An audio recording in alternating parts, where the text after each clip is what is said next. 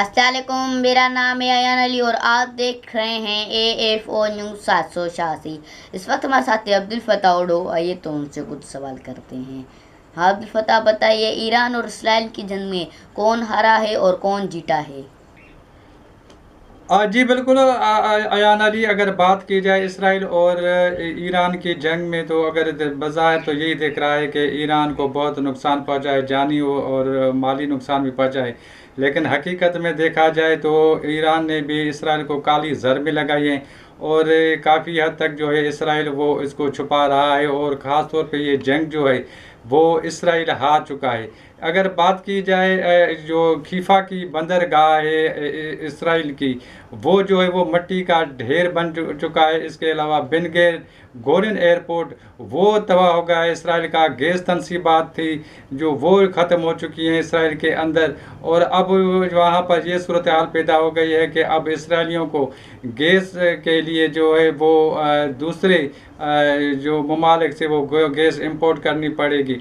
अब एक जानिब जो है अमेरिका ने भी कहा है कि वो 2 हफ्ते दे रहे हैं ईरान को, कि वो उसके बाद ही फैसला करेंगे कि वो इस जंग में कूदते हैं या नहीं कूदते हैं। अब सवाल यहाँ पर ये पैदा होता है कि अमेरिका ने 2 हफ्ते क्यों मांग लिए, क्योंकि वो अब देखना चाहता है पहले मरहले में कि अमेरिका इसराइल अपना ईरान के पास जो भी मिज़ाइल वगैरह हैं वो सारे वगैरह फायर कर दे, और उसका जो ज़खायर है मिज़ाइल के वो ख़त्म हो जाए। उसके बाद जो है अमेरिका को वो हमला करने में भी आसानी होगी।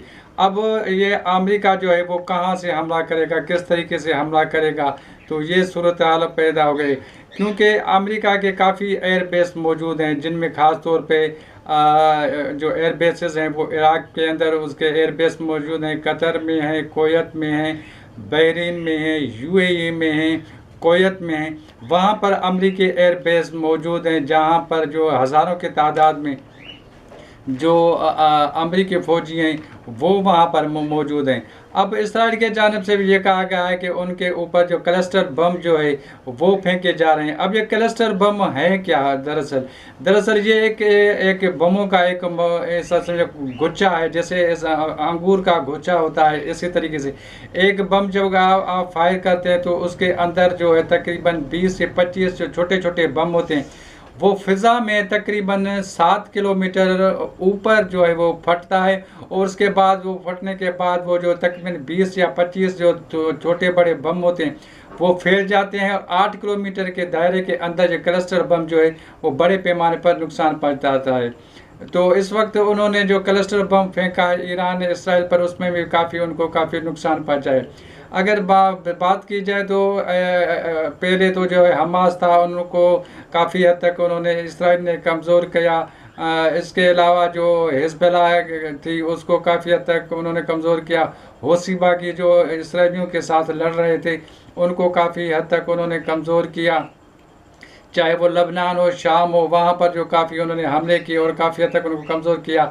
हसन नसरुल्लाह हो या सलेमान हो और दीगर जो अहम शख्सियात थी या जो अहम रहनुमा थे उनको शहीद किया गया। तो इसराइल ये सोच रहा था कि अब उनकी जो है कामयाबी हो गई और आराम से जो है ईरान के ऊपर जो है वो हमला करेगा। लेकिन अब जो है सूरत हाल काफ़ी हद तक मुख्तलिफ हो चुकी है, और जो अंदाज़े इसराइल लगा रहा था उससे कहीं ज़्यादा जो है उनको नुकसान पहुंचा है। अब ये जो सूरत हाल पैदा हो गई है तो कहा जाएगा कि इसराइल ये जंग मुकम्मल तौर पे हार चुका है, और ईरान ने जो काले ज़रबे जो लगाई हैं वो इस बात का सबूत है। काफ़ी तो मीडिया वहाँ का जो है वो ज़ाहिर नहीं कर रहा है इसराइल का, और काफ़ी बातें वो छुपा रहे हैं। उनके जो अपने जो अवाम है, अपने लोग हैं इसराइली, उनको उन्होंने बंकर्स में बंद किया हुआ है, बंकर्स में कैद करके रखा हुआ है। जैसे गज़ा में जो नए थे फ़लस्तीनी थी वो एक इससे समझे कि कैद होकर रह गए थे। अब खुद इसराइली अपने ही लोगों को, अपने ही आदमियों को कैद करके रखा हुआ है, उनको बाहर निकलने नहीं दे रहा है कि वो कहीं निशाना न बन जाए। तो अब आने वाले दिनों में देखते हैं कि सूरत हाल मज़ीद क्या बनती है।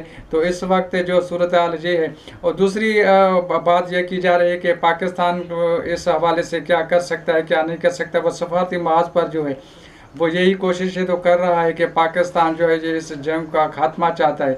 लेकिन अमेरिका पाकिस्तान से बज़ाहिर चाहता क्या है, उनको क्या चाहिए, वो उनको यही चाहिए कि पाकिस्तान और ईरान जो है वो काफ़ी हद तक एक दूसरे के करीब हैं।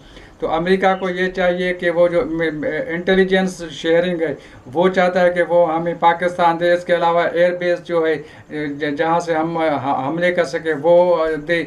लेकिन पाकिस्तान में नहीं समझता कि ऐसी कोई गलती करने जा रहा है या ऐसी कोई गलती करेगा।